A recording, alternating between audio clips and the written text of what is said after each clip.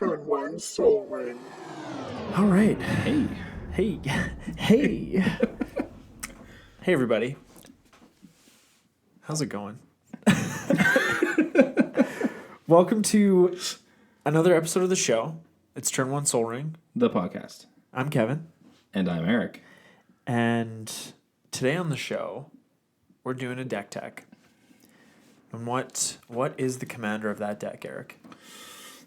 So this is a deck that I was brewing, and the commander is Niv-Mizzet Reborn. Mm-hmm. So I talked about excitement of this card from doing our War of the Spark set release, and yeah. And on EDA Trek, this is this guy, and there's another legendary creature from War of the Spark, and they're the top two most built decks on EDA Trek this one. I can't remember what the other card is.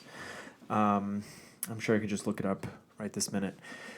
But before we get to the deck tech, we normally do a piece of Magic news, but I was a little curious about how Niv-Mizzet became reborn, how he died, and what's going on there, right? And how everything that led up to War of the Spark. So I did a little research into his background, and Niv-Mizzet is 16,768 years old, and he's the original and current guild master of the Izzet League. Ooh, man, he's old. He's very old, yes. Very old and very smart. He invented quite a few very cool gadgets for the people of Ravnica. Awesome.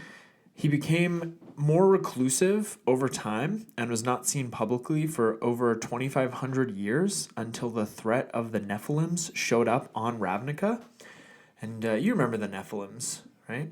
I think they've come out recently, or maybe not recently, but R&D has said that in retrospect, they should have made them legendary creatures, which is why I think on EDH Rec, they have them as commanders, but they say like unofficial. You know, they would use that like it's like a red stamp, or like they do it with Leovold where it says banned. Yeah, it just says unofficial. Yeah, and some people, I've gone to game shops where people say like, I have this Nephilim commander. Is it cool if I play with this? And sure, yeah. You can you make your own decision on that, I guess, because you can just shoot it down and they don't get to play with that. But anyways.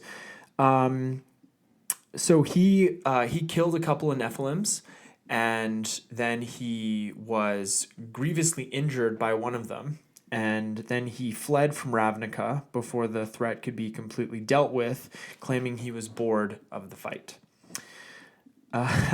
Interesting, since he was like grievously murdered or injured. Injured, yeah. He's a prideful guy, I guess. Yeah.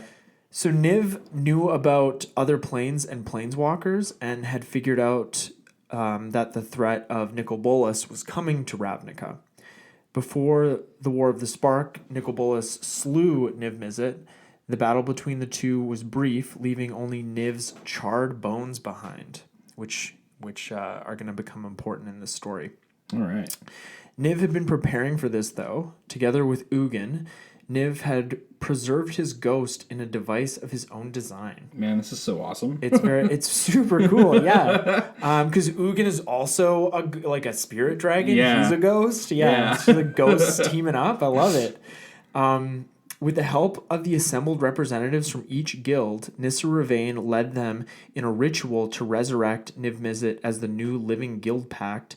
And here we are. So that's how he got reborn. They needed the power of each guild master. And I think I said that he's the current leader of the current guild master of the Izzet League. But once he's reborn, he does make Ral Zarek the guild master of the Izzet League. So as things stand now, post War of the Spark, like Ral is the guild master. Nice. All right. Yeah, cool story. Yeah, very cool stuff. And this was just a very, very brief synopsis of the events. You can really delve deeper into the lore of Niv-Mizzet and everything else. I've certainly gone down quite a few rabbit holes with the Brothers' War and the Slivers and all that. So there's a lot of good stuff out there. Magic isn't only a good game; it has also the really cool lore backing it as well. That's right. Where do you think the flavor text comes from? Yeah. All right. Well, let's get to the deck. And the first thing we're going to talk about is the guild colored cards. Yeah. I think that's what we're calling them. Yeah, so I really like Niv-Mizzet and decided to build. I was brewing a little bit. And I thought like the kind of like this deck is more of just like a fun kind of thing to play. Yeah, this isn't a 8 or 9 power level deck. Yeah.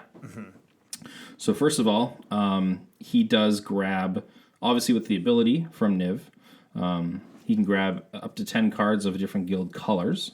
And what do we have in each guild color? Well, we have the gods. So it's like, let's just throw the gods in there, and then go from there. Yeah, every god that is 2 colors from the Theros block, and then you also put in the 3 2-colored gods from the Amonkhet block. Yeah, or from Our Devastation. Yeah. Same thing. So yeah, before we get too much into that, Niv's ability. Since he's our commander, we want to get the most value out of him. So we need a bunch of cards from each of the guilds. Yeah, I like how you laid this out. Yeah, so I do have some numbers here.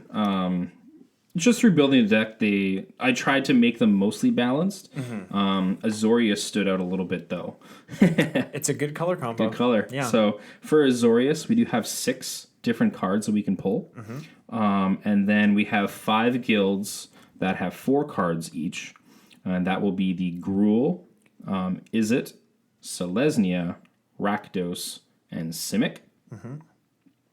And then the last 4 guilds are down to 3 cards each. So that's the Dimir, Golgari, Boros, and Orzhov. Yeah, it does make sense that Azorius has the most because, even though there aren't an abundant amount of ways to blink Niv-Mizzet, those are the blink colors. They are the blink colors, even though I didn't put too much of that in here, I think. No, but yeah, we'll definitely talk about that. Yeah. Yeah, just the amount of these guild color combinations are in here, because they're fun, but also because they're going to increase the chances that you'll get hits off of Niv-Mizzet's Enter the Battlefield ability. Yeah, and that was kind of like the goal. I wanted to kind of have a minimum of 3, I felt was like a decent number. Yeah, and like I've seen Niv-Mizzet whiff, and it's not fun for that player. No, not at all. We want to be getting some value out of this. Absolutely. And then like when we do get the value, because like Niv, we go 10 cards deep. But all the cards that we end up grabbing, they're going to be fuel for us. We're not grabbing lands as well, or then other things that, like Rampus Little Bit or something. Like the cards we get from Niv are going to be value. Yeah. Yeah. All right. So first thing about the deck, we do want to be able to win the game. Yeah. So how does this deck win? This deck is mainly trying to win through combat damage. That's the way we're going to get there. So yeah, we have the gods, but there's also a suite of big evasive dragons that are going to help us win the game, and they're also going to help us put the gods online and keep them online so that they can attack. Exactly. And of course, Niv's a dragon. Might as well throw some more dragons in there. Yeah. But flying is usually a pretty good evasive maneuver. It really is. It really is. It's an oldie but a goodie. It is. And then so like the gods, as you say, getting them online.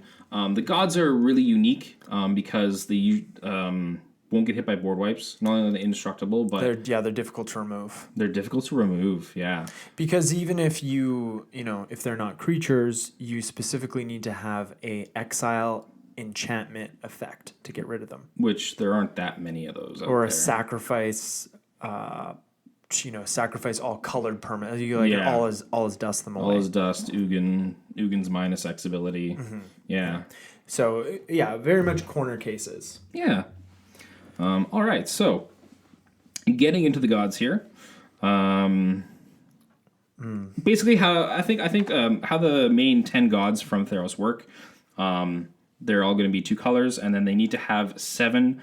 You yourself on the board need to have 7 or more devotion to that color combo to have them online. Yeah, so you have to have, if it's like Athreos, God of Passage, which one is he? He's the Orzhov. Right. So your devotion to black and white has to be 7 or more for Athreos to be a creature. Yes. So the devotion is the number of those pips that you have on the field. So the mana cost of your permanents. And they will count themselves as well, obviously. Yeah. So if we just have like our commander out there and the one god, you already have 4 there. So we just need 3 more white or black. White or black. Yeah, and then we'll be playing other gods, which can turn each other on and stuff too. So pretty unique. So we'll get into just a little bit of just through the gods here. First of all, we'll start with, I guess, Athreos. Athreos? I say Athreos. Athreos. Yeah. God of Passage. So he's one of anything, white and black. He's a 5/4, and whenever another creature you own dies, return it to your hand unless target opponent pays 3 life. This is a good card. This is a great card. Oh yeah, and we might have forgotten to mention that they're all indestructible. Oh yes, they're all indestructible. So again, super hard to remove. But yeah, I really like this god a lot. His ability is super good. Great as a commander. Yeah. Oh yeah. Moving on, we do have Athera, god of the Polis. So this one's 4, 2 of anything, white and blue. It's a 6/5. And at the beginning of each upkeep, if you had another creature enter the battlefield under your control last turn, draw a card. All these gods have really good rates from mana cost to power toughness. Yeah. Because you have to have the devotion. But if you do, they're just 4 mana for a 6/5. It feels like cheating. Okay. Yeah. But yeah, this fire is really good because we just have some nice card advantage in there, right? Definitely. Next up is Iroas, the Boros god, 2 of anything, red-white. He's a 7/4. Creatures you control have menace, and then prevent all damage that would be dealt to attacking creatures you control. This guy's just a powerhouse. And especially in a deck where we're trying to win with combat damage, having a Dolmen Gate effect is very powerful. For sure. If you have other flying creatures, you're like, well, I'm still just getting in there.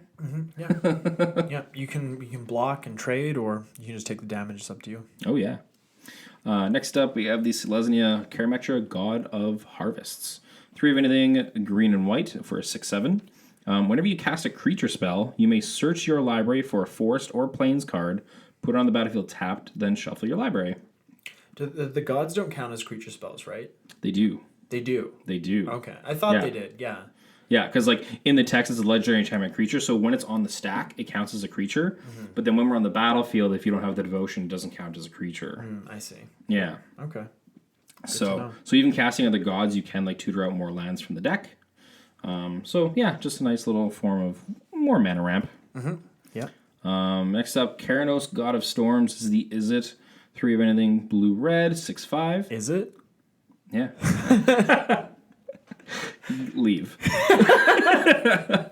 Yeah, you can finish. You can finish the show by yourself. I've shamed myself. Reveal the first card you draw on each of your turns. Whenever you reveal a land card this way, draw a card. Whenever you reveal a non-land card this way, Keranos deals 3 damage to target creature or player. So, just pinging away things a little bit. Absolutely, yeah. And there's a lot of 3 toughness, little annoying creatures on the field that you got to get rid of. Oh, for sure, yeah. Just that little bit of removals, just free. It's pretty nice. It's just built right in. Yeah, and then if we do hit a land, we can just draw another card. Yep. So, yeah. What do we got up next? Crufix, God of the Horizons. 3 of anything, green and blue for our Simic god. He's a 4/7. I think it's a little bit low on the power end of things. A little bit, yeah. You have no maximum hand size. That'll be really good with Niv-Mizzet's ability. Oh, for sure. This is great for that. And then if unused mana would empty from your mana pool, that mana becomes colorless instead. Also really good in a sort of a deck where, the average CMC of this deck is 4.46. So, it's a little higher. It's up there. You're having the ability to just hang on to colorless mana is going to be really helpful. Yeah. Usually I would tap my lands at my opponent's end step before my turn. Yeah, absolutely. Yeah, just get all that mana in there. You'd be crazy not to. Yeah, crazy.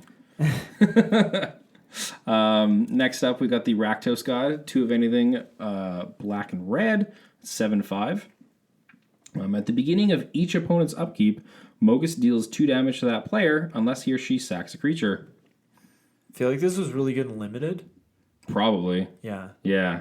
Because in Commander, you're just going to, okay, I'll take the damage. Well, you're going to be taking that too. Yeah. You'll be slowly pinging people away. Yep. Playing this on turn 4? Yeah. Annoying. For a 7/5? Wow. Those stats. All right, next up is Farika, God of Affliction. This is the Golgari God, 1 of anything, black and green for a 5/5. And then this one is a more interesting ability than what we've had so far. And we actually have to pay to use it. So we have to do 1 black and 1 green. Exile target creature card from a graveyard. Its owner puts a 1/1 black and green snake enchantment creature token with Death Touch onto the battlefield. It's pretty good dealing with problem creatures in a graveyard. Yeah, so you can deal with that. It's also good political because this can be done at instant speed. So if people are attacking each other, you can be like, hey, I can give you a Death Touch guy to get rid of the person attacking you, right? That's right. Yeah. Very good. So this can be a fun card. Yeah. Next up, we have Fenax, God of Deception. I think he was mentioned last episode. 3 of anything, a blue and a black. Creatures you control have tap. Target player puts the top X cards of his or her library into his or her graveyard, where X is this creature's toughness. With so many gods and dragons in this deck, if you had a certain board state, you could really put Fenix to work. I think so. Milling out your opponents. Yeah. Maybe an alternate win condition. I would love to be able to do that. But yeah, I would even probably maybe like target just like the same person if you're kind of going for that. Absolutely. You should. You don't want to spread around. It's like aggro or Voltron with Mill and Commander. You don't want to spread it around. You want to target one person until they're dead and move on to the next one. Yeah, cool. All right, and then last but not least, Xenagos, God of Revels. So this is our Gruul, 3 of anything, red and green for a 6/5. At the beginning of combat in your turn, another target creature you control gains haste and gets +X/+X until end of turn, where X is that creature's power. It's pretty good. That's very good. Yeah. Plays Xenagos turn 5, cast our commander on turn 6. 2 swings and Yeah, that's that player's dead. 12 hasty damage on turn 6. Yeah. Scary. Yeah, and then it's 20. That's after that. It's 24 commander damage total. Yeah. If you do it twice. So. Yeah. That'll do it. So we can get some fast damage in there. Mm-hmm. Yeah, possible. Yeah. And then after those guys, we do have the 3 gods from Our Devastation. Mm-hmm. These guys are just pretty much value. They are on always. They're not like the Theros gods. Yeah, they don't have indestructible, but they each have when the creature dies, return it to its owner's hand at the beginning of the next end step. So if you were to exile your graveyard, you wouldn't get these gods back. Pretty much, yeah. But there's a small window to do that. There's a small window where you have to do that, yeah. Mm-hmm. All right, and then these guys are... the Locust God is 4 of anything in blue and red for a 4/4 flyer. Whenever you draw a card, create a 1/1 blue and red insect creature token with flying and haste. We can pay 2 of anything in blue and red to draw a card, then discard a card, which will make us a 1/1 insect.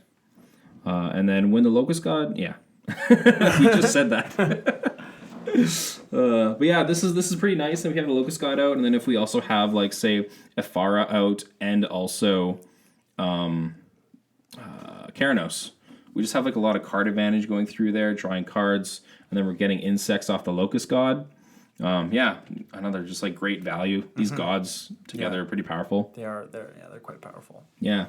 And then next up we have the Scarab God, which I know has seen probably the most play out of the 3 of them. Yeah. 3 of anything in blue and a black. At the beginning of your upkeep, each opponent loses X life and you scry X, where X is the number of zombies you control.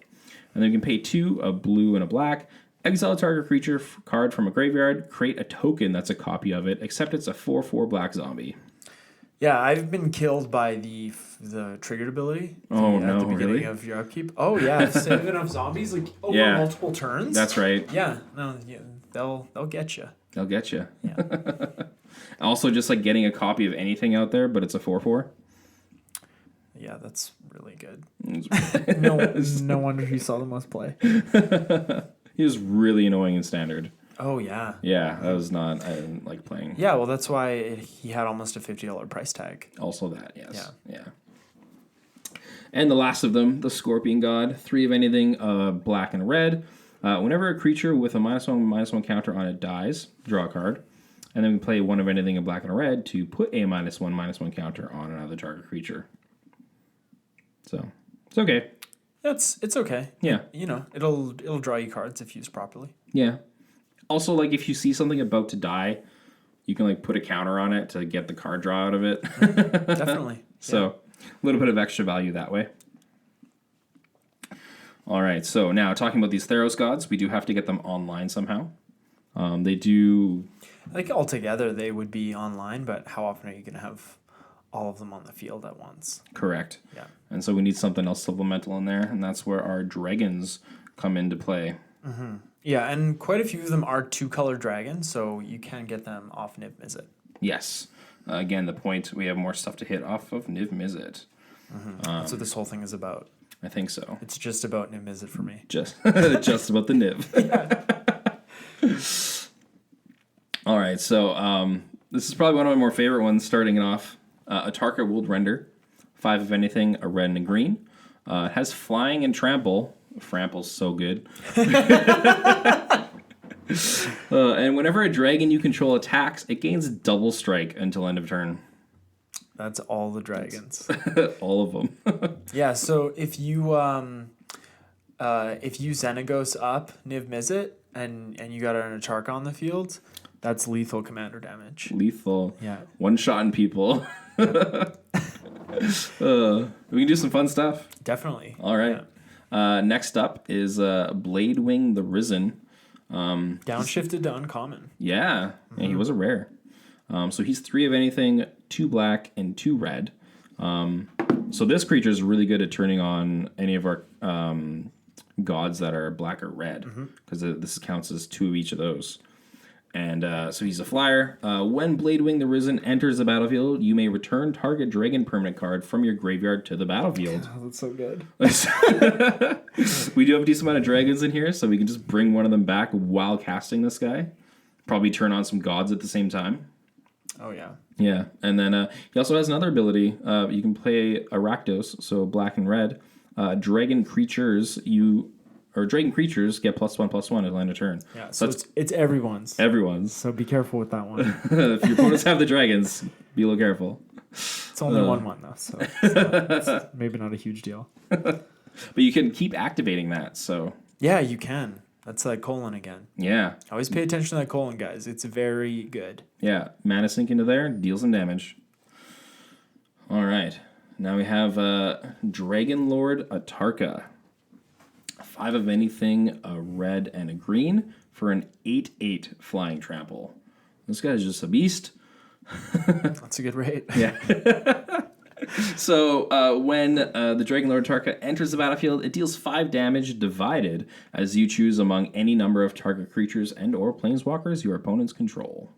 So that's a cool ability. It's very cool, especially if you blink him. Oh, yeah. You just keep doing it. Yeah, 5 damage and stuff. Yeah. And it's nice because if they have a bunch of mana dorks, you can probably kill 2 or 3 of them. Or just like snipe down a planeswalker or something. Yeah, planeswalker. Yeah, for sure. Yeah. Next online, we have Dragon Lord Dramoka. 4 of anything, a green and a white for a 5/7. Dragon Lord Dramoka can't be countered. He's got flying and lifelink, and your opponents can't cast spells during your turn. This is just some nice safety. Yeah, you really don't want... I mean, you don't want your opponents casting spells ever, but your opponents can't cast spells. You know, Grand Abolisher effects you want them. Yeah, super nice. You want them bad.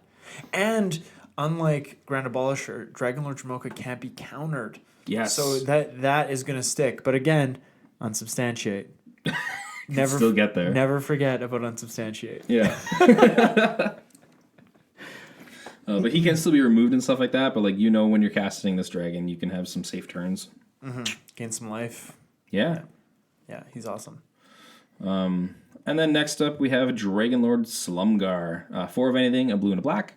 He's got flying and death touch.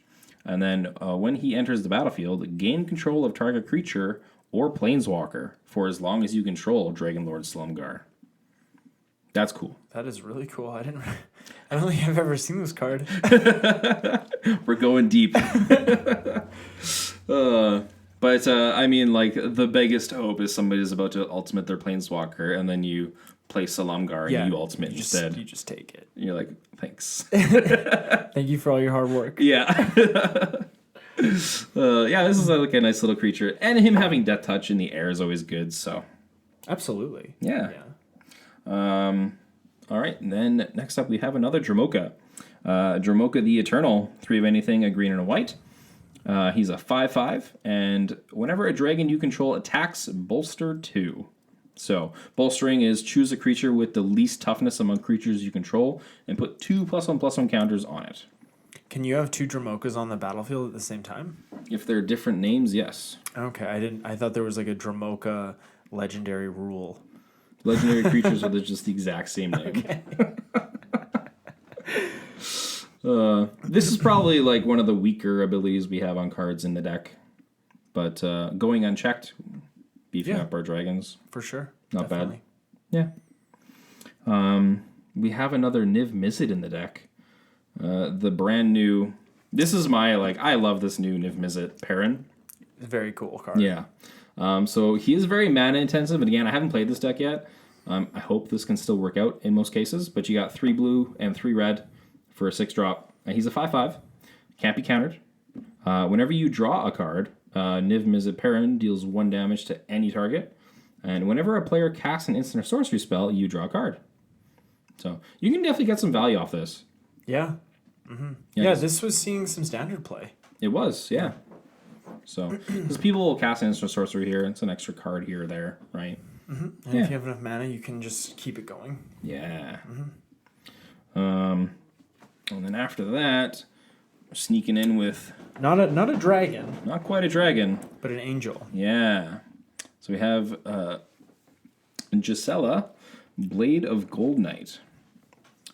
So this card's a lot of value. 4 of anything, a red and 2 white, so 7 chop for 5/5.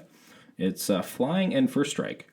And then it reads, if a source would deal damage to an opponent or a permanent an opponent controls, that source deals double that damage to that player or permanent instead. And then if a source would deal damage to you or a permanent you control, prevent half that damage rounded up. Well, it's good for you, bad for your opponents. Pretty much, yeah.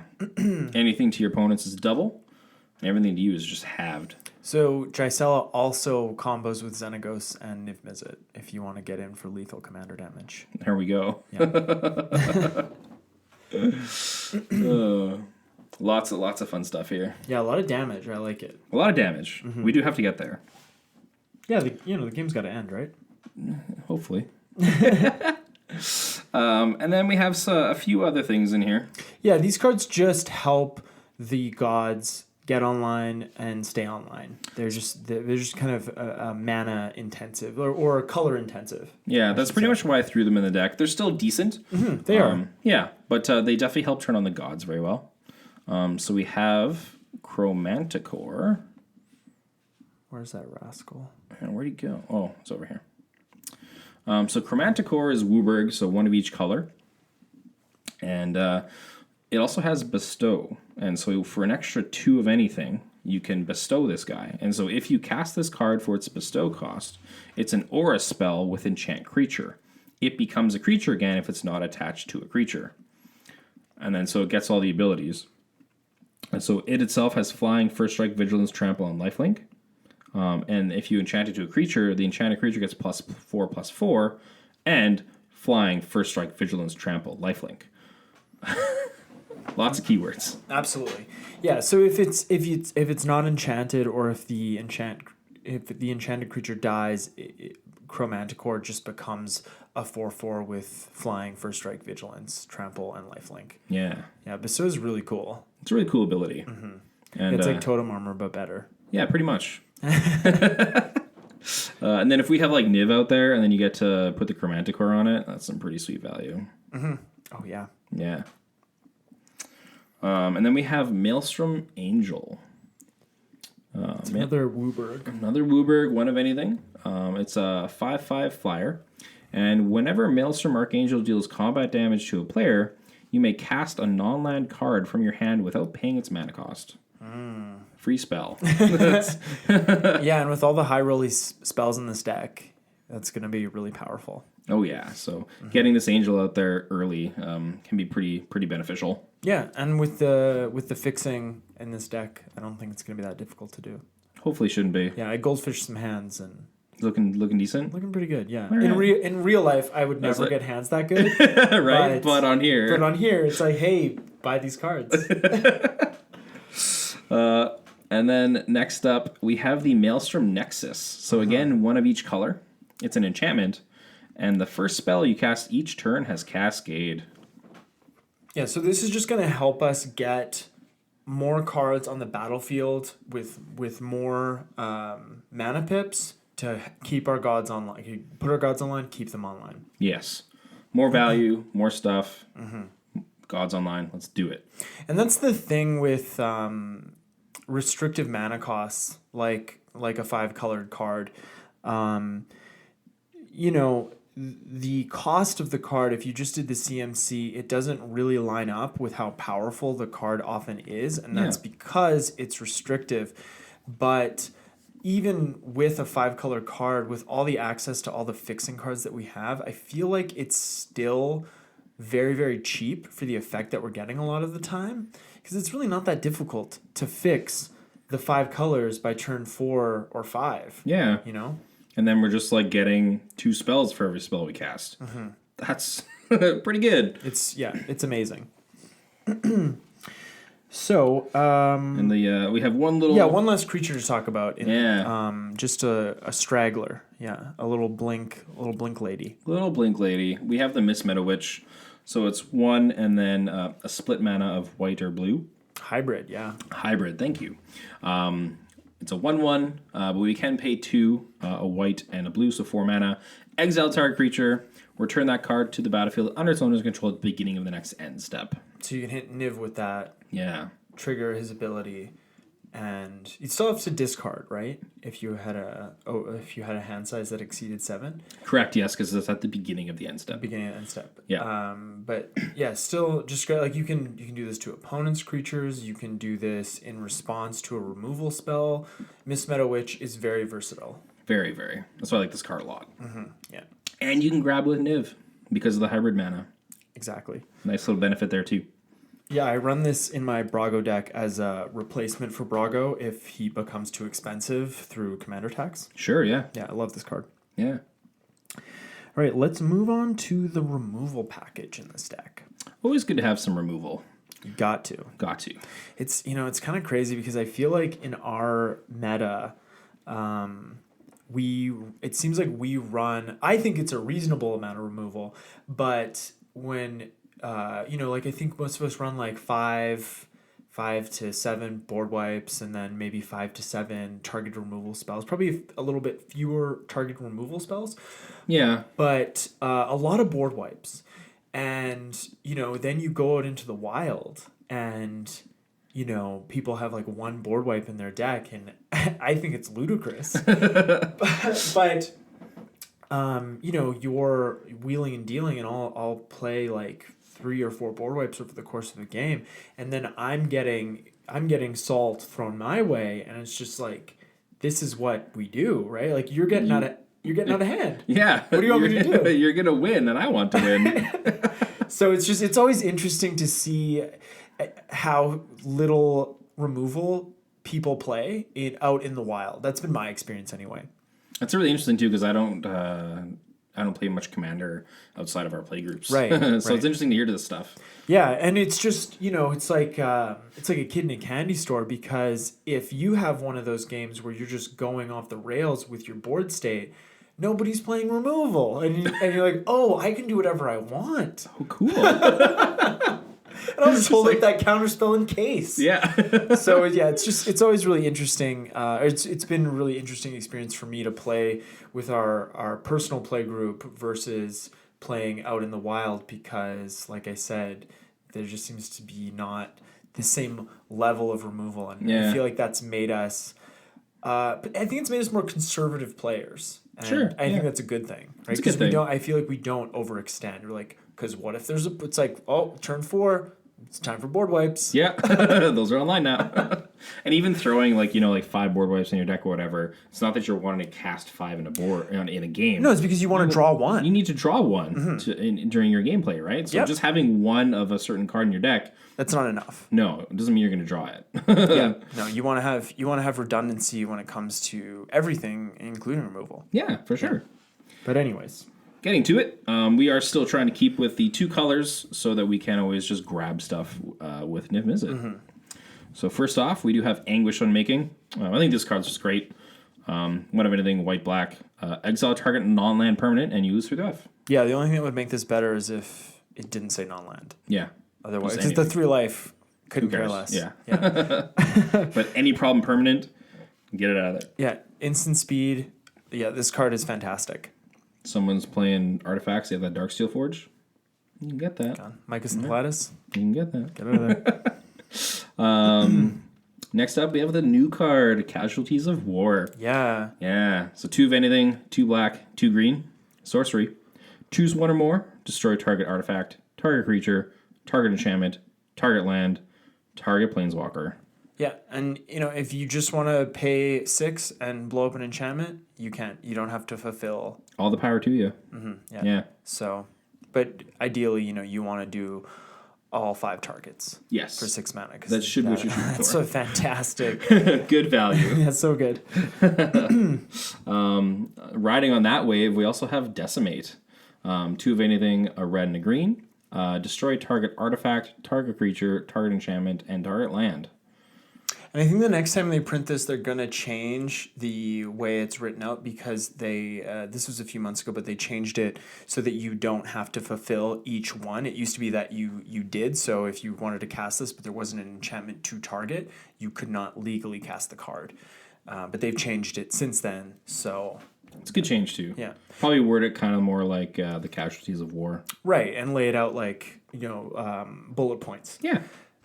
But 4/4 Decimate is amazing. If you are in Gruul colors, put this card in your deck. It is so good. You can cripple somebody's board state on turn 4, really at any time. But it's just so good. Such a good card. So good. You're getting rid of 4 target permanents that are just annoying you. Yeah, artifacts, enchantments, and lands. They're such a pain in Commander, and the creature's just icing on the cake. Actually, also like that lets us hit a land. I don't think Casualties of War. Oh no, it does do land. Oh yeah, no, Casualties of War is so good. Yeah, they're both so good. Off of that, we do have Windgrace's Judgment. So 3 of anything, black and green. For any number of opponents, destroy target non-land permanent that player controls. And it's an instant. Instant from this one. Yeah. Very powerful. Yeah, from Commander 2018. I don't know if I ever got to cast that one in my deck. I think at least one. I think I remember seeing 1 game. Okay. But it was not common. Yeah. Yeah. It is 5 mana. Like it's great because you can get it off of Niv's Enter the Battlefield ability, but it gets incrementally worse as you eliminate opponents. Yeah. So 5 mana to destroy 3 targets is good. 2 targets, 1 target. So yeah, it's good in this deck, but I remember when it came out and content creators were saying that it would be a Golgari staple, and I'm not so sure. I would say the Casualties of War is much more a staple. That card is amazing because even in 1v1, you can just target all your opponent's things. Oh, that's feel bads. Mm-hmm. Yeah, and it's only 1 more mana. Only 1 more. All right, we were just talking about how good board wipes were. Can't miss out on those guys. No, and I think we have one of the best ones in the format in here. I would say so as well. Yeah, Merciless Eviction. Yeah. So Merciless Eviction. It's 4 of anything, a white and a black. And then it's sorcery. Choose 1. Only one. So exile all artifacts, all creatures, all enchantments, or all planeswalkers. So usually this goes for creatures. Yeah, I've seen it go for creatures most often, but because it's an exile effect, it makes it so powerful. So, yeah, going back to the gods being creatures when you cast them, but if they're not online, they're not creatures on the battlefield. So if you cast this when you had gods that weren't online, it would exile all your opponent's creatures, but your gods would remain on the battlefield, right? Correct. Okay, good. Yeah. So it becomes all one-sided that way. Yeah. Yeah. But if you decide to exile all enchantments, they're gone. don't do that. Yeah. This is also good because artifacts, I just usually see when there's an artifact deck, they're going to have that Dark Steel Forge. And so Merciless Eviction gets around that, which is really nice. Yeah. No, if you're in these colors, Merciless Eviction is a card you want to put in your deck. Yeah. And then on to the next one as well. Super good. We have Supreme Verdict. 1 of anything, 2 white and a blue. For the sorcery, Supreme Verdict can't be countered. Destroy all creatures. Yeah, I've been in many situations where someone casts Supreme Verdict and then someone will be like, oh, okay. It's good. You're like, that's fine. It's like, oh, you have a counterspell. It's like, no, I do have a counterspell, but what I should have is an unsubstantiate. I don't know if I'm plugging unsubstantiate so much. Yeah, but it's just... And not that I play it in... I think I might play it in one deck, but... Yeah. You know, it's just... It deals with things like this. You know? It's got a cool promo. It does, yeah. Yeah. Yeah. It's full art, right? Full art. Yeah, I think I have that one. I think that's the one I have. All right. So, yeah, while we're on the subject of board wipes, there was just one that I wanted to talk about that was like a possible include, and it's the new one from War of the Spark. It's Time Wipe. When you showed me this, I was like, oh, Time Wipe's a good...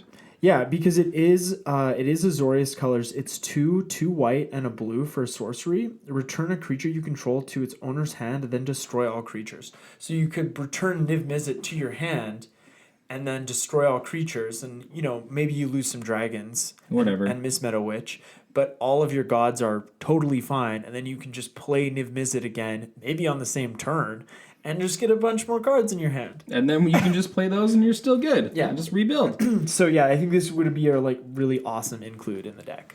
Yeah, I have to agree with you. I think Time Wipe needs to go in here. And there is only 2 board wipes. You can maybe get rid of another card to throw Time Wipe in there, but maybe like a targeted removal spell or something. There's 39 lands. You could maybe get rid of like 1 land and put that in there. I know I'm like, this is blasphemy to talk about hey, maybe I'll just get rid of a land. And then 6 months later you got rid of 5 lands. Now your deck doesn't work because you were irresponsible. Yeah. All right, so after that, this is a part of the deck. This is like a part of deck construction that a category that I always use, and it's like protection, and I usually put counter spells in this category. So I like your designation. Yeah, because if someone casts a board wipe or something, you can protect. Right, because counter spells are so tricky because you have to have the foresight to know when an opponent casts a spell, if it's their commander or if it's an extra turn spell, don't count tutors, but it's so hard to know if this is the spell that is going to be part of the steps that are going to win them the game in the end. So the way that I like to think about counterspells is using them to save my board or save my life total so that I can win the game. Sometimes you just need one more turn, one more combat step, so you use a counterspell to save your board from a board wipe. Yes. And which is why even in like mono blue decks, I don't run that many counterspells. I'm not running 15 counterspells because it's such a card disadvantage because you're in Commander, you're countering one of your opponent's spells and the other 2 players are up a card now. Yeah, because it's just like 1-for-1s. Exactly. Yeah. So I like to think of them more as ways to save what I have going on my board. Yeah, for sure.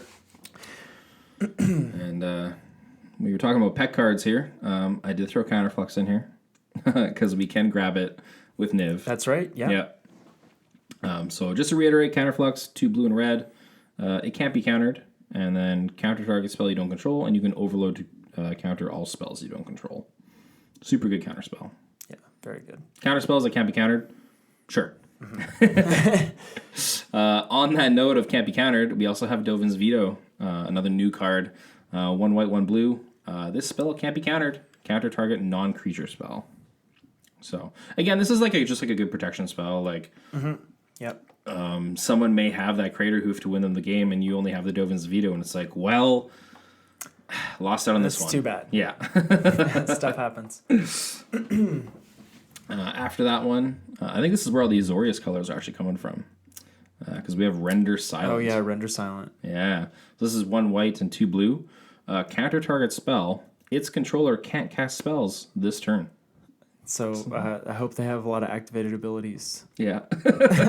I threw this one in there just because I like it because it's kind of rude to somebody. Like, the first spell they cast on a turn, you can counter, and they just can't do anything else. You're like, haha. Yeah. Yes, it is rude. Thinking on it, though, I would maybe take out this card maybe for the time wipe. Okay, yeah. Yeah, because we still have some other counter spells in there, and this one's a little weaker than those two, so... Really? Because Dovin's Veto, although it can't be countered, it can only counter non-creature spells. It is a cheaper mana cost. It is cheaper mana cost. And a lot of times, you're countering non-creature spells. That's what I find, is with the creatures are the ones we're counting the least amount, so... At least we should be. Should be, yeah. It's I'm going to counter your commander. It's all right, I can just recast it. Sure, You're man. down a card. Go for it. You've gained no card advantage over me. Yeah. And then just to add into there, we also have a Boros Charm. So it's a red and white. Choose 1. Boros Charm deals 4 damage to target player or planeswalker. Probably don't want to use that part. It's unlikely that's going to come up. And then we have permanents you control gain indestructible until end of turn. That's the one. There we go. And then also target creature gains double strike until end of turn. Oh, again, Niv-Mizzet. With Niv-Mizzet can Yes. still... Yeah. That could be very, very powerful. But mainly we're going for that second ability. Yeah, to save your board from a board wipe. Yeah, so that's why I love Boros Charm. It's such a good card. It's really, really good. Yeah. Yeah, that's probably why it's $4. Yeah. I have 7 of them, I think. Well, hang on to them. Yeah. Or sell them because they're going to be reprinted in 3 months. At some point. In some set, who knows? Yeah, I had a play set and I didn't know, and I went to buy more. They were $1 or something, so. Good card, though. It's a fantastic card. So let's move on to mana fixing and ramp. Yeah. And even though we've built a deck with green in it, I think you tried to avoid too many mono green ramp spells. Yes. Because we can't get them with Niv-Mizzet. Correct. Yeah. So you just put the good ones in here. Try to put the good ones. The ones that fetch forests. Yeah, this was I think this was a part that I had more trouble trying to brew here, just because of... Because you have access to green. It's so easy. I'll just get all the lands. Right? Yeah. But then we can't put in too much green because we're Wooburg. We have other colors. Absolutely. Yeah, no kidding. So it's kind of touch and go with what we have in here and a little bit of green in there to try and get the colors going so that we can cast our spells for the game. Yeah. So starting it off, we have a pet card, Chromatic Lantern. Yep, Chromatic Lantern. Yeah. Fantastic in this deck. We're Wooburg, so I don't know why you wouldn't play this card. Yeah. Yeah. It's great. Yeah, I think if there's any time to use spot removal on Chromatic Lantern, it would be in a Wooburg deck. There we go. Yeah. We're also running Bloom Tender. Yeah. Which is perfect in any 5-color deck. I run this in my Sliver Overlord deck. You can even run this in a 3-card deck, and it's still good. A 3-color deck. But Bloom Tender is tap for each color among permanents you control. Add 1 mana of that color to your mana pool. So if you have your commander out or any other Wooburg permanents... Taps for 5. Which is a really good rate when you're paying 2 mana for a mana dork. Yeah, probably the biggest downside of this card is that needs a reprint. Yeah, I would say so, because it's... Oh, It's like, I don't even want to check what it costs. it's like 40. I think it's more than that. Is it more now? I think so. Oh, the man. last time I checked, it was 50, and that was like a year ago. I don't have one. I have one, and I'm using it. Yeah. Can't borrow it. Oh. All right. After that, we do have Commander's Sphere. This is just a solid little mana rock. Which is, taps for any color mana, but you can also sacrifice to draw a card. And it's not a tapping effect, so, do it whenever. You just do it whenever. Something like board wipes, artifacts, I'm upset, I'll draw a card. Yeah, totally. We also have Darksteel Ingot. I like this guy. Just indestructible, add 1 mana of any color. Decent mana ramp, getting us any color. Mm-hmm. It's indestructible, though. So yeah, you will survive board wipes. Yeah. Not a merciless eviction, though. Nope, that one's sad face. Sorry. Next up, we do have Expedition Map. This is 1 mana, and then you can pay 2 and tap it. Sacrifice the map, search your library for a land card, put it in your hand, shuffle your library. Don't forget to reveal it. You do have to reveal it. Can't go grabbing. Search your library for a card. I'm just gonna grab a Farah. Yeah, I do have a land, I swear. Expedition Map, great. We do have a lot of like 5 color lands in the deck, so we can grab any of those just to mana fix us. Firemine Vessel. We got the Niv-Mizzet flavor in there, so I needed to throw this in. This is what Niv. This was the device that he kept his ghost in. Okay. Yeah. Sweet. Yeah, it's very cool. Yeah, it's good. It's flavorful. So 4 of anything. Firemine Vessel enters the battlefield tapped. And then you can tap it to add 2 mana of different colors, which in this deck. Perfect. Yeah.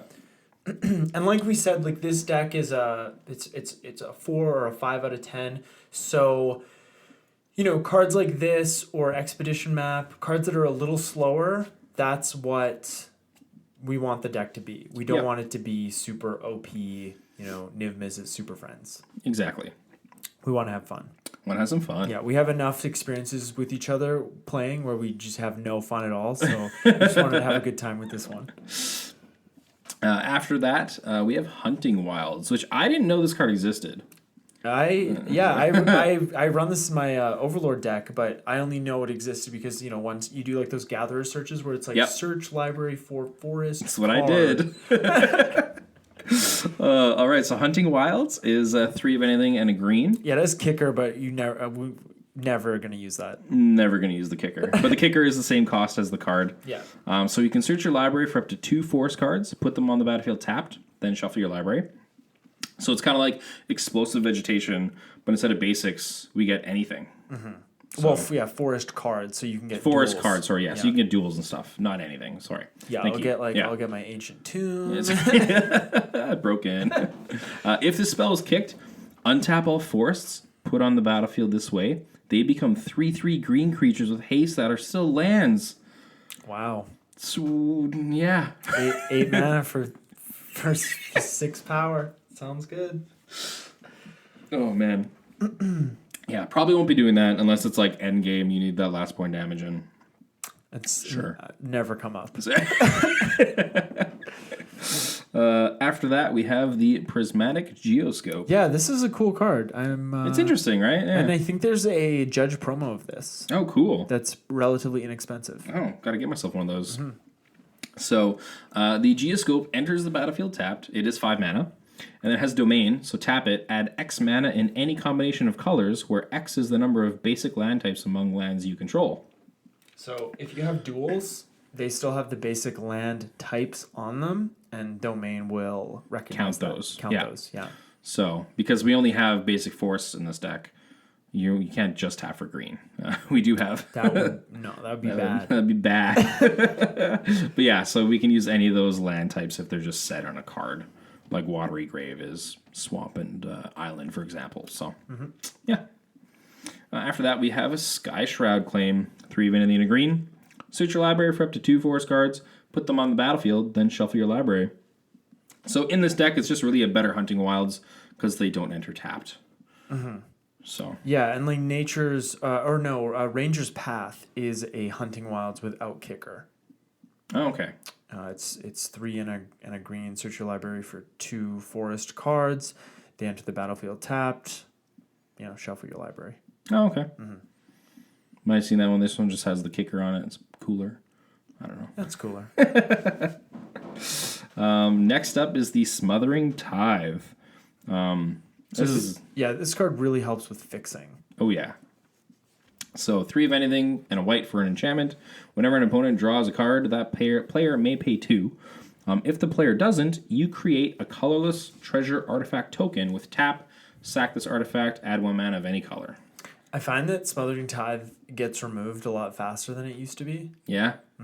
People kind of see it now. They're just like, ooh, that's going to be a problem. But yeah, this was really good, mana ramp for white decks and stuff. It's good mana ramp for any deck with any white. Deck. This card is so good. It's so good. This card doesn't get a reprint. It's going to be like $30 in a year. That's nuts. It's so good. Pick up your tithe now. Yeah, pick them up. Pick up a bunch. Yeah. But yeah, on top of that, in a Wooburg deck where we're able to just mana fix ourselves with this, super good card. Yeah, it's amazing. Yeah. Now, by the time it goes around once, you're going to be able to cast Niv-Mizzet. Ooh, yeah. Next up is Spoils of Victory. 2 of anything and a green. Search your library for a plains, island, swamp, mountain, or forest card. Put that card on the battlefield, then shuffle your library.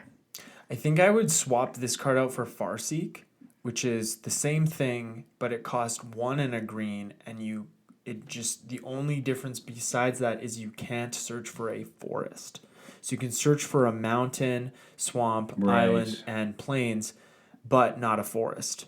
And it's not basics, right? The Farseek is just any of them. Oh, no, Farseek is anything. It's not basics. Yeah, cool. But this is a cool card. I think this might be like a portal card based on the art. Obviously, this is a commander reprint, but yeah, Farseek's just way better. Right now, let's just switch that. Yeah, we'll say it's a Farseek. Yeah. All right. On top of that, Sylvan Scrying, 1 of anything in a green. Search your library for a land card, reveal it, put in your hand, shuffle your library. So this gets any land.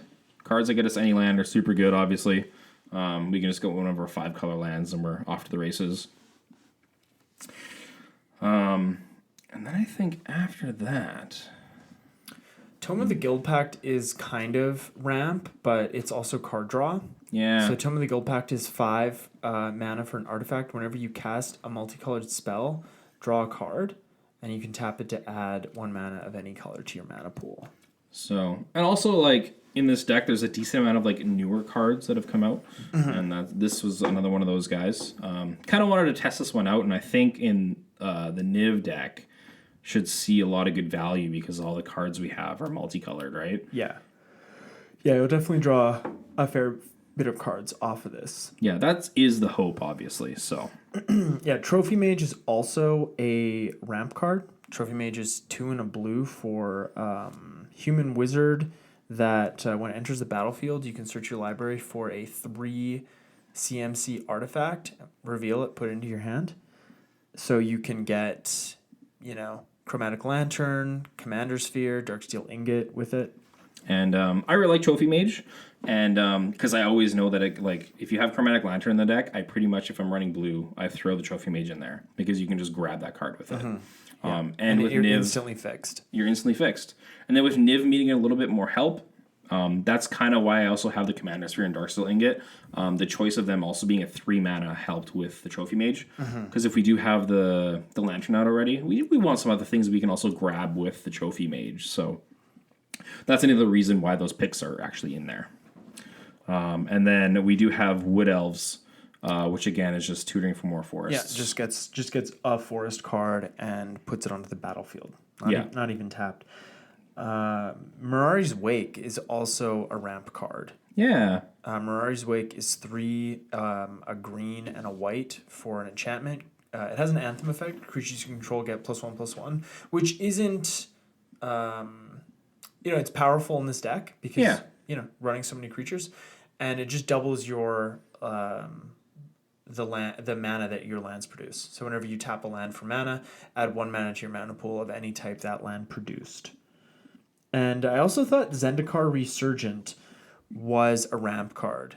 It's also like Tome of the Guild Pact. It's ramp and it's card draw. But I think this one's a lot more ramp than what Tome was. Yeah, because it has the same effect as Mirari's Wake. It doubles the mana that your lands produce, but whenever you cast a creature spell, you draw a card. So that can just be very repetitive if you have enough mana.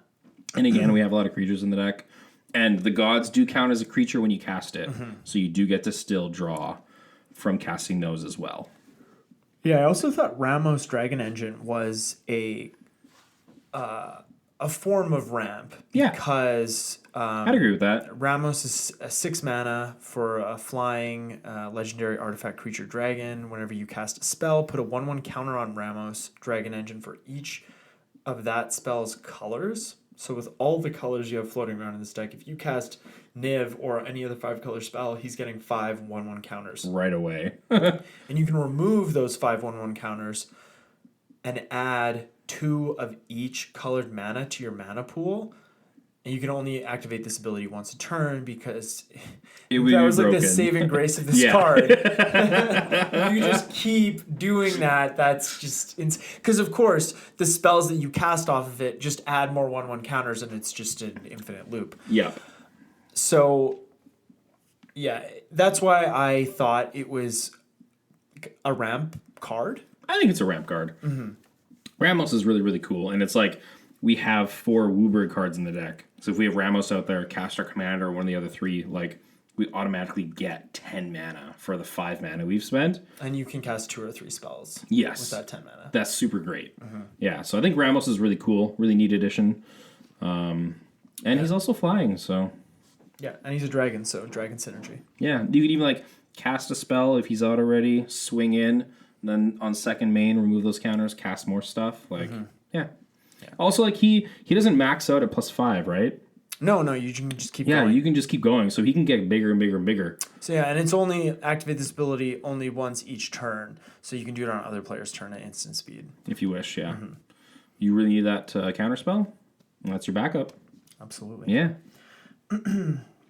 So how are we going to draw cards with this deck? So yeah, that's another thing. So yeah, Tome of the Guild Pact draws us cards, Zendikar Resurgent draws us cards, but we're going to need more than that. I would definitely agree, and that's why we have some Simic cards in here. And also Afara, which we talked about. Afara does draw those cards, yeah. And Keranos too. Not as reliable, but right. Still a little bit. But yeah, Simic colors are pretty decent for drawing cards. So let's start it off with the Overbeing of Myth. So he is a spirit avatar. He costs 5 hybrid mana of blue or green. Overbeing of Myth's power and toughness are each equal to the number of cards in your hand. And at the beginning of your draw step, draw an additional card. So while he's out there, you're just drawing extra cards. Which it's in a way it's kind of slow because it's only at each upkeep. So we're hoping to get him out there earlier. Right. But then, of course, if we have any of our gods that have blue or green in them, this guy counts for 5 of blue or green.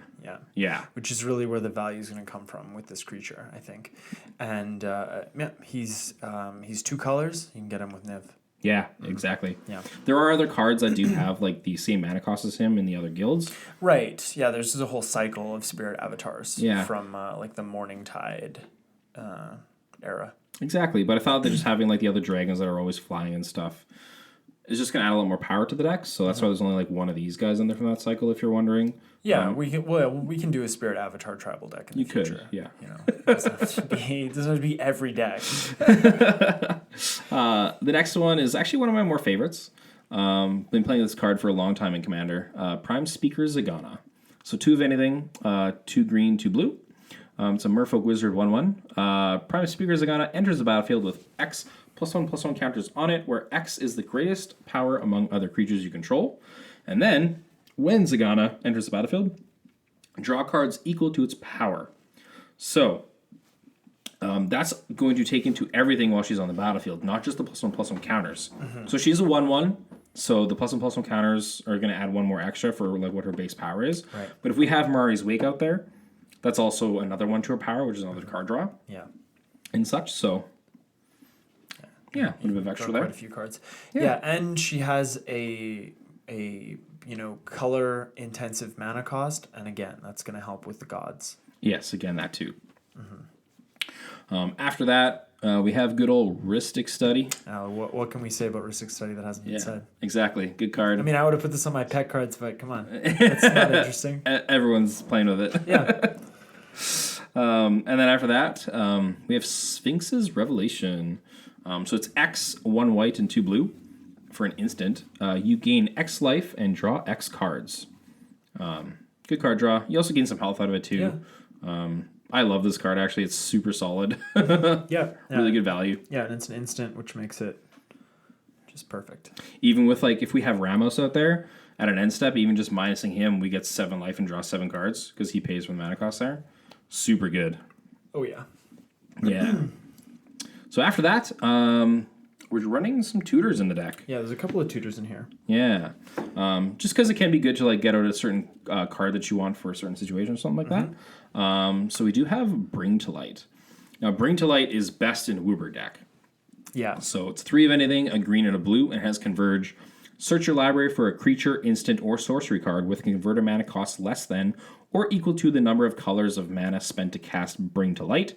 Exile that card, shuffle your library. You may cast that card without paying its mana cost. So pretty much we're going to be paying 5, should probably be Wooburg, to get any... Yeah, 5 color instant, sorcery, or creature. Yeah. And so we can actually get the Maelstrom Archangel from that, which is pretty sweet. Yeah. Or even the Chromatic Core, because it is a creature. That's right. Yeah. Yeah. We got some good stuff there. If Niv-Mizzet's in your library for some weird reason, we can get him back. Maybe when someone Chaos Warped him, you were like, yeah shuffle it in. Yeah, why not? Yeah, shuffle it in. I've got a Bring to Light in my hand, so I'm not sweating it. And then the other one we have, just because we're in Wooburg, I had to throw... It's just a fun card. It's a fun card. I had to throw Conflux in there. So it's 3 of anything and then 1 of each color. Search your library for a white card, blue card, black card, red card, and green card. Reveal them, put them in your hand, then shuffle your library. You're just getting 5 cards of pretty much anything we want. Yeah. Yeah. Because you can grab all the dual color cards and stuff like that. Yeah. we can choose... like the Maelstrom Nexus as our white, the Archangel as the blue, and then the Chromatic Core as like the black, and we still have 2 more cards to choose from. We're just getting all these colors. Like, I'll probably choose Rhystic Study for the blue. Yeah, you can point. That's not there yet. We should get the Rhystic Study. And then the Zendikar Resurgent for the green. I love Zendikar Resurgent. Yeah. So, but yeah, because when we're Conflux is actually a very powerful card. It just costs 8 mana, but tutoring for 5 cards from your deck is pretty insane. It's really good. Yeah. All right, let's move on and talk about the lands that are in this deck. Sure. This is the most interesting part of every deck. Very. Oh, really? Like, I love lands. Yeah? Yeah. Oh, they're so great. I did, first off the bat, I went a little budget with it, so it wasn't too out there. I could have just thrown the 10, like, original duels. Yeah. Didn't go that way, though. Because I thought this land base would be, like, if somebody wants to play the deck, it kind of keeps the overall deck price down.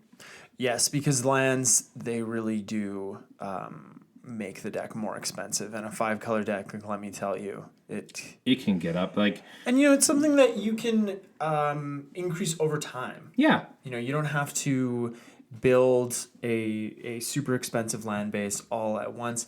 And especially with a 5-color deck, you might not need, let's say, all 10 of a dual land cycle because you don't have that critical mass of each color to make that make sense. Oh, totally. Yeah. But yeah, so to start this off, because of the 5-color mana base, we do have a lot of 5-color lands in the deck. Mm-hmm. So starting us off here, the ever so popular Command Tower. That's right. Any color in your command. Yeah, even if you have a 2-color deck and up. Just run Command Tower. Like, every Commander deck has Command Tower. Doesn't come into play tapped. Should. Yeah. Even if it's monocolored, why not? Don't put Command Tower in Come on. Well, it's like you're just set up. Yeah, you don't need it. It's like Ruination, Blood Moon, back to basics. You don't need that. Yeah, and then we should be running the extra planar lens. So that's actually a very lose mana off that. Yeah, keep those basics up. Yeah. Next up is the Exotic Orchard. Yeah, and a lot of times Exotic Orchard will just be a second Command Tower. Pretty much. Because it has like a Felwar Stone effect where it can tap for a land It can tap for a mana that a land an opponent controls could produce. And the amount of times you'll go against like 3 opponents that are mono red is probably super slim. So It's unlikely. Very unlikely. You're probably gonna win in that pod. Yeah. All right. So after that, we do have the Forbidden Orchard. So you can tap to add 1 mana of any color. Whenever you tap Forbidden Orchard for mana, target opponent creates a 1/1 colorless spirit creature token. Yeah, this is a cool political card because everyone likes the player that gives them a creature token, right? Totally. Yeah. Even though it's just a 1/1, we have a lot of flyers, so we pretty much don't care. No, we don't care. Yeah. So political. Stay friends with us. I'm giving you stuff. Yeah, you got a token. What do you want? The next one is Reflecting Pool, which is almost the same. Well, it's not almost the same as Exotic Orchard, but it's very similar. It's just concerned with your lands. Instead, yeah. So it can tap for a mana that any land you control could produce. So if you have like a Vivid Grove or any of the Vivid land cycles, normally you'd have to remove a counter, but if you've gone beyond the point where you don't have any counters on it anymore and you're just tapping it for its colored mana that it could normally produce, Reflecting Pool can still produce all 5 colors of mana because it's a mana that land could produce. Which is a super cool synergy. Mm-hmm. Absolutely. Yeah. All right, after that, we have Tarnished Citadel. Oh yeah, I don't think it's like on the list, but Tarnished Citadel is it's really great in a 5-color deck because it taps for a colorless mana, or you can pay 3 life. I think it does 3 damage to you, and then you can add a mana of any color to your mana pool. Oh, I remember seeing this card. Yeah. I was debating running this one or not. It's cool that you added it to the list. Yeah, I just circumvented your authority and added it to the list. That's cool, man. I was like, oh, 3 life is so... it's a lot of life for 1 mana, but it's like in the deck when we only need at certain times like that one certain mana. Mm-hmm. Yeah, a lot of times you can just use it for colorless mana. Yeah. And then we do have City of Brass and Mana Confluence. Yeah, which are essentially the same card. Essentially the same card. You pay 1 life to add 1 mana of any color to your mana pool. City of Brass just reads differently because it's when it's tapped. Yeah, so if you have Chromatic Lantern out and you use Mana Confluence, you won't lose any life. But if it's City of Brass, you still lose life because it's whenever it's tapped. It deals 1 damage to you. Ugh, bastard. Why couldn't they just be the same? Yeah, come on. And then there's also Crystal Quarry and Cascading Cataracts. Also very similar cards. Yeah. You can pay 5 of anything.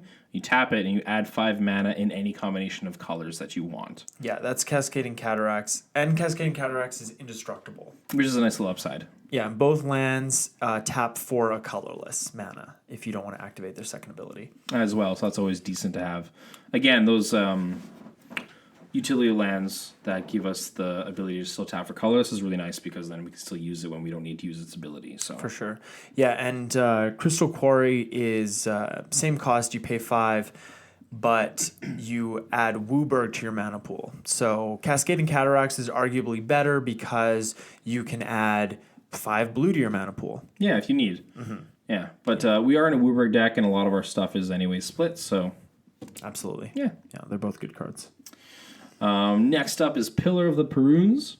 Really a card I've never seen played. I didn't know this existed again. And I remember when you were like, you're talking about doing a deck tech for this, and I was like, what is that card that's concerned with multicolored? Here we go. Spells. So you can tap it to add 1 mana of any color. Spend this mana only to cast a multicolored spell, which is the bulk of the deck. Yeah, normally I would say don't put this card in your deck. It's trash. I bet it's about 50 cents. Probably. So good land here. Yeah, but in this deck, it's most of the time it's going to be able to be used for what we need it for. Yeah. It would just be so much better if it's still tapped for colorless. It would be. All right. After that, that's pretty much the bulk of the the 5 color lands. 5 color lands and stuff. So after that, again, we talked about keeping it cheaper. I put in the full cycle of the tri-lands that enter tapped. Yeah, those are Arcane Sanctum, Crumbling Necropolis, Frontier Bivouac. That's a fun word. Jungle Shrine, Mystic Monastery, Nomad Outpost, Opulent Palace, Sandsteep Citadel, Savage Lands, and Seaside Citadel. Nice. So they're pretty much all the 3 color combinations out there. Yeah, the wedges and the shards. Yes. So again, it's a little slow, but it's really good for mana fixing when we're in Wooburg. Yeah. Yeah, and this is a slower deck. Yeah. Right. So when if you're sitting down to play with this, just make sure that you're not playing against really fast combo decks. It's all about communication, right? When you sit down to play with people, it's like you don't have to reveal your commander. I actually like the whole I revealing. will flip my commander, Yeah. but just ask people what level their deck is. Yeah, like what kind of power between level 1 they and play. 10. Yeah. Yeah, just to get an idea. Yeah. So then after that, we do have all of the Shocklands in the deck. Yeah. Those are recently reprinted, so they're at really good prices right now. Yeah, they are, and they'll probably be at a little bit better prices when they rotate out of standard in a couple of years. Is it a year? How long do cards stay in standard? Isn't it a couple of years? I think it's around the the year mark. Okay. So rotation happens in September. So this time This next September, year, yeah. So this time next year, I think is when they're going to be- rotate out. yeah. Yeah. or approaching this time next year. Exactly. I only wish it was September. And then we do have The cons fetches. the cons fetches. Again, didn't throw in the enemy ones because they're Zendikar. the Zendikar ones because they are pretty pricey right now. They're very expensive. Yeah, but we can still grab these guys for a decent price. Fetch lands because we have the shock lands. Really good to have in the deck because it's really good mana fixing. Yeah, and you can get the shocks with Skyshroud Claim and Hunting Wilds. Yeah. And you've also got Crozan Verge in here, which is Yeah. a fantastic budget fetch land because it doesn't require you to search for basic lands. So Crozan Verge enters the battlefield tapped, but you can sacrifice it. I think you pay 1 in sacrifice. I think so. Yeah, you pay 2 in sacrifice. Ooh. It's still a good card. You pay 2 in sacrifice, search your library for a forest card and a plains card. So you can get duels with this. And they enter the battlefield tapped and shuffle your library. Yeah. And then last up, we have 5 forests. That's right. Yeah, just 5 forests. Yeah. That's obviously in there for the main goal of the deck to get us there. A lot of the ramp cards are obviously green. Yeah. So that's why we have the basic forest in there. So hopefully we can always get our mana ramp online. And then the mana ramp being searching for forest cards. If we have all the forest duels out and we can't search for anymore, we can still search for our basics as backup to get more mana out there. Yeah, and other besides those ramp spells, otherwise the deck is pretty evenly expressed in the color pie. Yeah.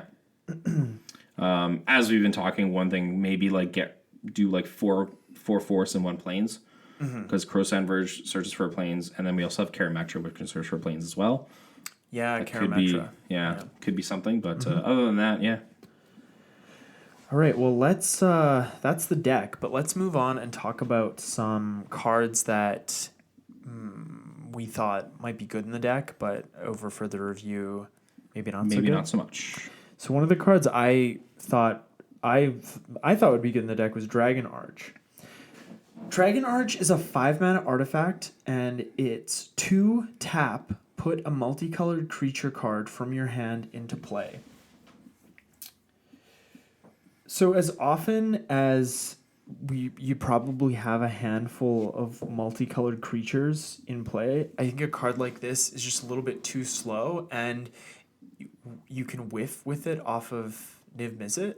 So I think it looks really good, but I think there's just going to be too many times where it's not... it just seems too slow to me. Yeah. And I want to put it in the deck, but... Yeah, right? Because we do have so many multicolored spells that just get out there, but with the dragons.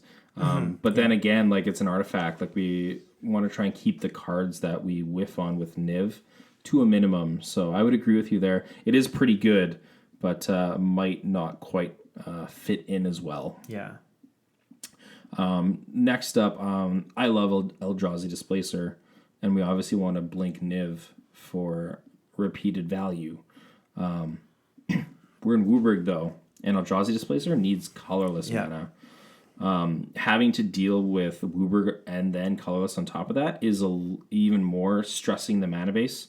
If you wanted to maybe take out some of the tri-lands. Yeah, we can maybe fit in some of the colorless lands in there to like maybe fit in Eldrazi Displacer, because it is a good card to blink Niv with. But again, it's another one of those cards that we will skip on when casting Niv. Yeah. That's something we really want to avoid. Yeah. And again, like depending on how many colorless lands you have in the deck, to use Eldrazi Displacer's actual ability is the colorless mana. So I just think you just can't make that much of the colorless mana to make him that good in the deck, sadly. Yeah, I totally agree. Yeah. Also decided, like, just as an example, it's good to have the 2 color cards in the deck. So Assemble the Legion being a pretty decent 2 color card. It just doesn't hit the same power level as some of the other cards in the deck. And Assemble the Legion is... it basically reads like every single upkeep you get a muster counter. Then you put that many 1/1s on the battlefield. Yeah, soldiers with haste. Yeah, so that gets out of control real fast. Right. And we can also hit that off Niv. But it doesn't really hit the general flow of what the deck is trying to do. We don't care about how many creatures we have out there. So a card like this, even though it's pretty good, doesn't really fit with the theme of what's happening with the deck. Yeah, it's not. It's a flavor fail. Yes. Yeah, the next card you have on here is Sarkhan's Triumph. So it's just an instant. It's 2 in a red. Search your library for a dragon creature card, reveal it, and put it into your hand, then shuffle your library. So... yeah, if there's a lot of dragons in here. Yeah, right? Why not search for one that I need right now? Yeah, but just the thing is with Niv, you're getting so many cards off the top that... going 10 deep's pretty good. You're probably not going to need to tutor that often, which is probably why there's only 2 tutors in the deck. It's pretty much exactly the point. Yeah. Yeah. Okay, so how do we, as an opponent of this deck, how do we deal with it? Pretty decent question. First off, the deck's Wooburg. Yeah, you could just Blood Moon. Oh, that's it. Yeah. If you have Blood Moon with this deck, you can't do anything. Oh, but if you have Chromatic Lantern out, you're good. Yes. That's like the one saving grace. Ruination, Back to Basics, any of those cards that affect non-basic lands, Price of Progress, taking a bunch of damage. Yeah, those are all great ways to deal with this deck. And any 5-color deck that really goes ham with the non-basics. I myself do the same thing. Me too. Just how often do you see any of those cards that I just mentioned? I like seriously, like I think Blood Moon is a great card. Yeah, it's seen fantastic a lot and stuff, right? Yeah. I don't see people playing Commander. And they should. Yeah. They really should. Even in 2-color decks, Blood Moon can still work. Yeah. Absolutely. Because you're playing so many basics. Yeah. Right? When you go to 3 colors, that's when you're playing a lot less. Yeah. But even in a 2-color deck, you can still really make it work. Yeah, for sure. As well, I thought that Niv is kind of this deck's kind of built around him. Yeah. And then so if you have enchantments that turn Niv into something else, so there's Imprison in the Moon, which is an enchantment, and it makes you the creature underneath it a colorless land. Yeah. Yeah. Yeah, also Song of the Dryads turns it into a land. Yeah. And also you have Darksteel Mutation here. Darksteel Mutation I find is really nice because it makes the creature indestructible and it's a 0/1. It's really good. You literally can't do anything, and if you still board wipe, your commander is completely useless still. Yeah, cards like this are really the best way to deal with problem commanders because when we send them back to the command zone, the player can just cast. Yeah, exactly. Totally. But if you do something like that, you need to be able to blink your commander or destroy an enchantment to get your commander back. Yeah. Yeah, or be able to sacrifice. Oh, yes. Sacrifice. Well, Darksteel Mutation is a creature, but the other 2 are lands. So you'd have to be able to sacrifice a land. Yeah. All right, well, now that we've pretty much covered the deck, I'd like to mention a few optional cards to swap in. And I might add more blink effects like Venser the Sojourner or Brago King Eternal, because even some of the dragons have enter Some the ETB battlefield effects. effects. Just to capitalize more on Niv's enter the battlefield effect. And you could get both Brago and Venser with Niv's ability. Yeah, I do have to agree with you. I was at a point like making the deck, putting a lot of good stuff, and like Brago was definitely one that I was looking at. It's very tempting, yeah. And another card that I think would just be super powerful in this deck is Primeval's Glorious Rebirth, and that card's also dirt cheap. It's from Dominaria, and Oh yeah, because all the gods are legendary. Most of these dragons are legendary. yeah, so it's 5, and you can get it with Niv-Mizzet. So it's 5, a white and a black. For a legendary sorcery, return all legendary permanent cards from your graveyard to the battlefield. So that could be pretty explosive. Nice, I like it. Yeah, and you've got some possible Even includes. Ramos is legendary too. Yeah, right, because Yeah. he can be commander. Duh. Yep. Yeah. Some other ones that I was kind of thinking of. If you want to swap one of the Wooburg cards, Child of Alara is pretty decent. Because when Child of Alara dies, it wipes the board. But Does it hit all non-land permanents? oh, that's a really good question. I thought it might have been I think it is all non-land permanents. And then like still this way, our gods are okay because they're indestructible. So we don't care about Child of Alara dying. Absolutely, yeah. Non-land permanents, and they can't be regenerated. Because that comes up so often. Another one is a Pernicious Deed. Pernicious Deed is pretty interesting because it's an enchantment that goes on the battlefield. It costs one of anything, a blue and a black and a green. And then you can pay X and tap it and sacrifice it and destroy. It's you destroy all. Is it non-land? It's destroy all non-land permanents that have CMC X or less. Or less, yeah. So you always hit all the tokens for sure. You always hit all the tokens. This is also nice because if you have those enchantments we were talking about, Pernicious D can get those guys out of there. Mm-hmm. So yeah, and your gods are fine. Yeah, and you can still grab Pernicious Deed with Niv. So yep. Yeah. Yeah, the next one you have on here is Knight of New Alara. This card's super cool. Yeah, right? I don't think I've ever seen this before. It's 2, a green and a white for a human knight, 2/2. Each other multicolored creature you control gets +1/+1 for each of its colors. Yeah. So Niv would get... +5/+5. Nice. It's an 11/11. Yeah, and if you double... I keep going back to doubling his power, but there's so many ways of doubling it. Like that's, again, one-shot kills, so... That's right. Yeah. Last one is just a little instant spell, Turn to Mist. One of anything in hybrid white and blue. You just blink a creature. Yeah. So you can grab this with Niv, but then you also like blink Niv with it. So it's not repeatable because it's just an instant. But it's also a good way to. It's also a good way to counter a removal spell. Yes. Because if someone targets Niv or any one of your other creatures, you remove target creature from the game, return that card to play under its owner's control at end of turn. Oh, it is end of turn, yeah. So if you brought back Niv, would you still have to like discard? Like, what's the Oracle text on this? Yep. Because it's beginning of the next end step. Okay. So you still have to discard still. Yeah. All right. Well, cool deck, man. Thanks. I like it a lot. It seems like a lot of fun. Usually I build I don't think either of us built super competitive decks. I think we can and we have. Yeah. But we also want to harbor a fun experience in our play group. So we if we want to play really like balls to the wall competitive, we'll go and play modern. Yeah, I'm gonna go play some modern for that. I like to have some fun with commanders, so that's... Yeah. I think this is like a fun janky deck. I think this would be a lot of fun to pilot. Yeah.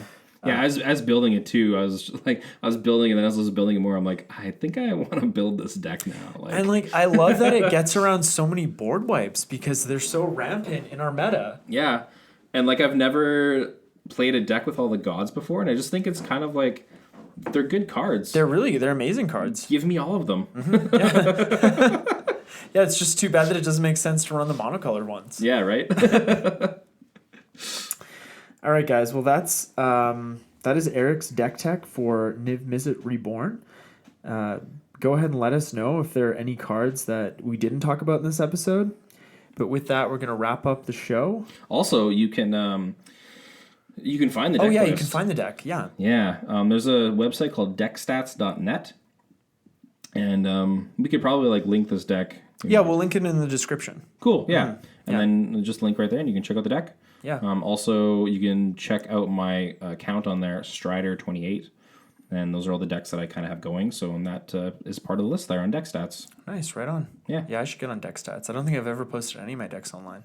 Yeah. I quite like this website. Yeah, I like it a lot too. It has a really nice, clean interface. It's really easy to build decks with it. The search is super awesome and fast. And yeah. Yeah, that's the worst. Like tapped out. The search is garbage. Oh, is it? I haven't used it in so long. I tried it once. Like it was like I was gonna put a deck online, and I'm just like, no thanks. Why do people do this? Try Deckstats. It's great.